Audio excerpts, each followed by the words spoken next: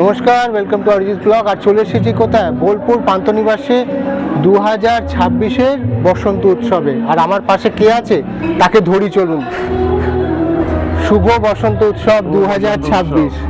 তো আজকে মানববাবুকে এই অবস্থায় প্রত্যেকবারও আমি ধরি, উনি পালানোর চেষ্টা করেন কিন্তু আমি ধরে নিয়ে আসি। তো এই বছরটা কিভাবে উদযাপন করার প্ল্যান, কি প্ল্যান করছেন একটু যদি বলেন। না, প্রত্যেক বছরের মতন এবছরেও তো দুদিন, আগের বছর 3 দিন হয়েছিল, এবছর 2 দিনের অনুষ্ঠান। কেন সোম মঙ্গলবার পড়ে গেছে সপ্তাহের একদম শুরুতে, তো লোকের সমাগম তো দেখতেই পাচ্ছেন। আর গতকালও তো আমাদের অনুষ্ঠান হয়ে গেছে, সাংস্কৃতিক অনুষ্ঠান সন্ধ্যাবেলা থেকেই অনেক হয়েছে। আজকে তো সকালবেলা প্রভাত ফেরি হলো, এবং এখন তো বসন্ত উৎসব উদযাপন একদম মানে এক টুকরো মানে শান্তিনিকেতন আমাদের এখানে বিশ্বভারতীর যেই আমেজটা, যেটা এখন সাধারণ লোকের জন্য অনেকটা দ্বারবন্ধ হয়ে গেছে, দ্বার রুদ্ধ, সেই রুদ্ধ দ্বারের থেকে আমরা একদম আমাদের দ্বার ওপেন করেছি সকলের জন্য।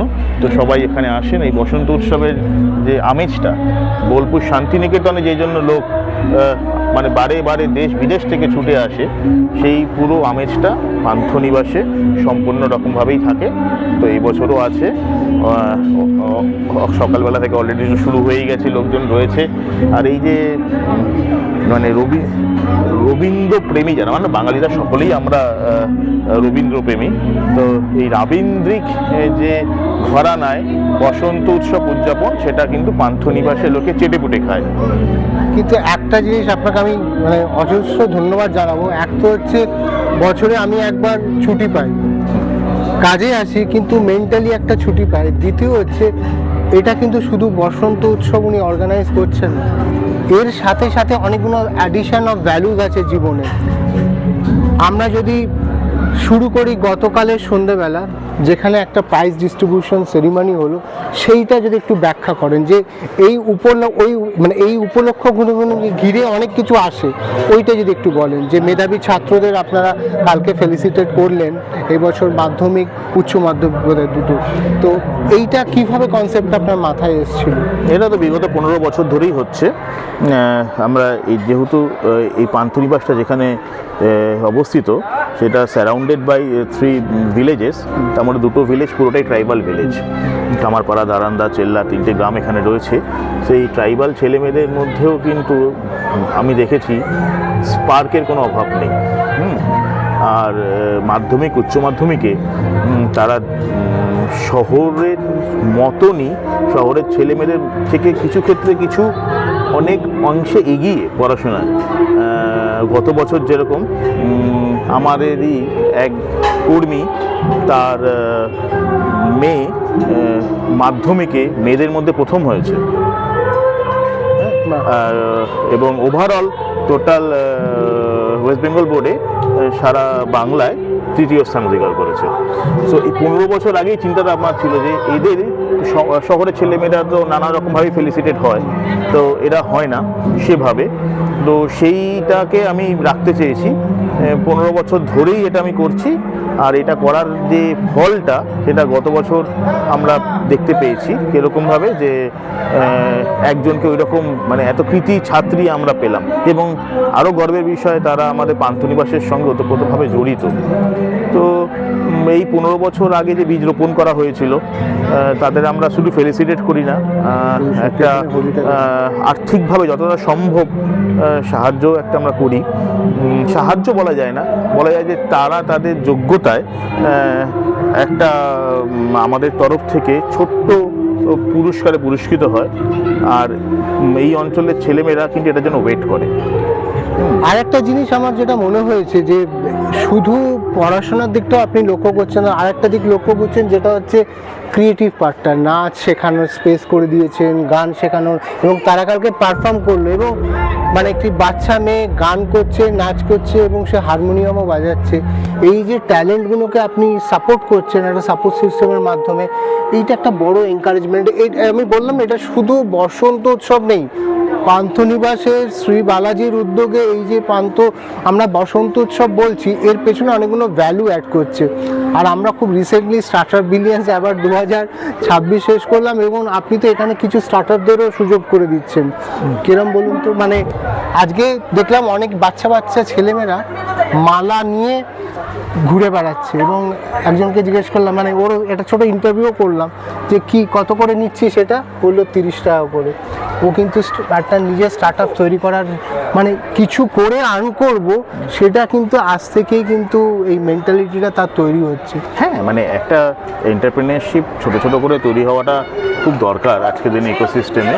আপনি যদি খেয়াল করেছেন কিনা জানি না, গতকাল দেখেন আমার পান্থনিবাসীর একটি ছেলে, সে তার এই ঠিক শিল্পকলাকে নিয়ে গতকাল বসেছিল, তার একটা স্টল ছিল। হ্যাঁ, তো আমরা এটাকে একটা জায়গা করে দিয়েছি যে তুমি এই যে বানাচ্ছ এগুলো আজকেও বানালে তো চলবে না, আজকেও থাকছে। করে দিয়েছি, ও ডাক্তার সাথে কথা বলিয়ে দিচ্ছি, ও যা টাকা পয়সা ব্যাপারে ও বুঝে নেবে। ঠিক ঠিক আছে, আচ্ছা। ও আজকেও বসছে? হ্যাঁ, ও আজকেও বসছে। তো ও তো খুব সুন্দর আর্টিকাপসগুলো করে, আমি অনেক হ্যান্ডিক্রাফটসে কাজ করে, তো খুব ভালো আর্টিশিয়ানও। তো ওকেও আমরা বললাম তুমি কেন এই সময়টাকে ডিসপ্লে করবে না, এবং ও ডিসপ্লে করে খুব খুশি। ও অনলাইনে করতো শুধুমাত্র, তাও ভালো লাগলো যে কালকে ওর প্রোডাক্টগুলো ডিসপ্লে করেছে এবং অনেক লোক ভিড় করে ওকে দেখছিল এবং ওর থেকে কিনছিল। তো হতে পারে রিয়ার আর্থের মতন আমরা কোনো আরেকজন এন্টারপ্রেনার এসে আমরা এনকারেজ করলাম, কালকে আমরা রিয়ার আর্থ 2ও দেখতে পারি। তার মানে দেখছেন এই উপলক্ষটা, মানে বসন্ত উৎসবের উপলক্ষ নিয়ে অনেকগুলো মানুষকে আপনি একটা সাপোর্ট সিস্টেমের আন্ডারে নিয়ে আসছেন। উৎসব মানে তো শুধুমাত্র উৎসব মানে যে শুধু আনন্দ এরকম না, উৎসব মানেই হচ্ছে তার সঙ্গে ইকোনমি একটা ওতপ্রোত ভ্যালুয়েশন অ্যাড করছেন। তো ইকোনমিটাই আলটিমেটলি এন্ড অফ ডে, এটা না থাকলে কোনো কিছুই সার্ভাইভ করবে না। তো সব উৎসবের মধ্যে ইকোনমি জড়িত থাকে। তো আমাদের এখানেও তাই, যে উৎসবকে কেন্দ্র করে এত লোক আসছে, এত খরচা হচ্ছে, এত সব কিছু হচ্ছে, সবটাই তো উৎসবকে কেন্দ্র করে। সেই উৎসবগুলোকে আমরা কেন্দ্র করে যদি ছোটো ছোটো ছোটো ছোটো জিনিসগুলোকে একটু এনকারেজ করতে পারি, সেটা ভবিষ্যতের জন্য ডেফিনেটলি একটা বড় পদক্ষেপ হতে পারে। ছোটো ছোটো পদক্ষেপগুলোই বড় পদক্ষেপ হয়ে এইটার মানে এই যে মানে এদেরকে স্পেসগুলো নিয়ে আসছেন, মানে আগামী দিন কি আপনি আরও ব্রডার জায়গায় এদেরকে আস্তে আস্তে প্লেসমেন্ট করার কথা ভাবছেন?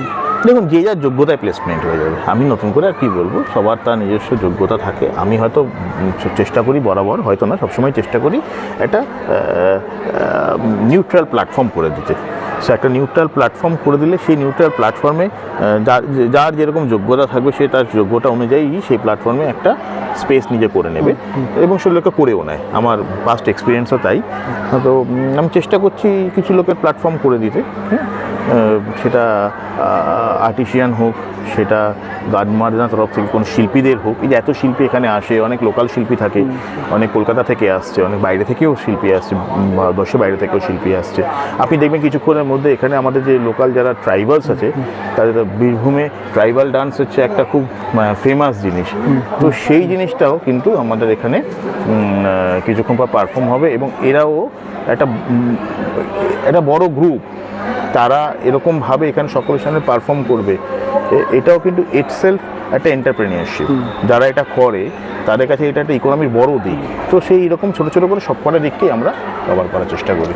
আমরা যখন ঠিক পান্থনিবাসের মানে পান্থশালার আবার নিচে দাঁড়িয়ে আছি, তো এইটার লোক আর সামলাতে পারলাম না, কেন দিনে এসে ব্রেকফাস্ট থেকে লাঞ্চ ডিনার সবটাই পান্থশালার দৌলতে পাই এবং আমরা সবাই এনজয় করি এই ফুডটা। এই পান্থশালার একটু বিশেষত্ব, মানে এটা অনেকবারও বলেছি, কিন্তু আর একবার যদি একটু মানুষের পান্থশালা তো হচ্ছে পান্থনিবাসের একটা মানে হার্ট বলতে পারেন। এই পান্থশালাটা হচ্ছে বাড়ির খাবার, মানে পান্থশালা ফেমাস ফর হোমলি ফুড। আর এই পান্থশালায় লোকে 4 বেলা খায় এবং আমাদের মূল উদ্দেশ্য থাকে যেন হেলদি ফুড খায়, শরীরটা যেন খারাপ না করে। এই জন্য পান্থশালার কনসেপ্টই হচ্ছে রোজকার রান্না রোজ, সকালের রান্না বিকালে চলে না, হ্যাঁ, বিকালেরটা সন্ধ্যায় চলে না। তো এই যে বাড়ির মতো করে রান্না, এবং বাড়িতে ঠিক যেরকম করে আমরা বলি যে একটু পাতলা মাছের ঝোল করে দাও, একটু পাতলা ডাল হোক, ঠিক পান্থশালার কনসেপ্টটা সেখান থেকেই শুরু। লোকে চেটে পুটে সেই পান্থশালায় আসে, খায়। আর এছাড়াও তো এখন আমাদের ফেসবুকে দেখেছেন বিশাল ফুড কোর্ট আমরা করছি, সেখানে একাধিক আমরা বড় ব্র্যান্ডকে নিয়ে এসেছি। ওটা কিন্তু আসবো, আর একটা ব্লগ হবে যেটা আমরা ফুড কোর্ট এবং একটা ফেস ফুডটা আমি দেখিয়েছি, কনস্ট্রাকশন হচ্ছে কিন্তু ওটা ফিনিশ। ওইটাকে আজকে আমরা আরেকটা নেক্সট ব্লগে ওই পার্টটাকে নিয়ে আসবো আপনাদের সামনে। তো থ্যাংক ইউ সো মাচ সময় নেওয়ার জন্যে, মানে এরপরে আরও রঙিন হয়ে উঠবেন, আপনাকে দেখাই যাবে না, খুঁজেও পাবো না। তো আমি তাড়াহুড়ো করে ধরে ব্লগটা করে নিলাম। তো সবাই সুস্থ থাকুন, ভালো থাকুন, দেখা হচ্ছে পরের ব্লগে অরিজিৎ অফিসিয়ালসের। সাথে, এবং আমরা ফুড কোর্ট এরিয়া এবং মানে ফ্রেশ ফুডটা কি সুন্দর তৈরি হয়েছে সেটাও আপনাদের সামনে নিয়ে আসবো, ওনার মুখ দিয়েই শুনবো। সবাই ভালো থাকুন, সুস্থ থাকুন। সকলে ভালো থাকুন, বসন্ত উৎসবের অনেক শুভেচ্ছা রইল সকলকে।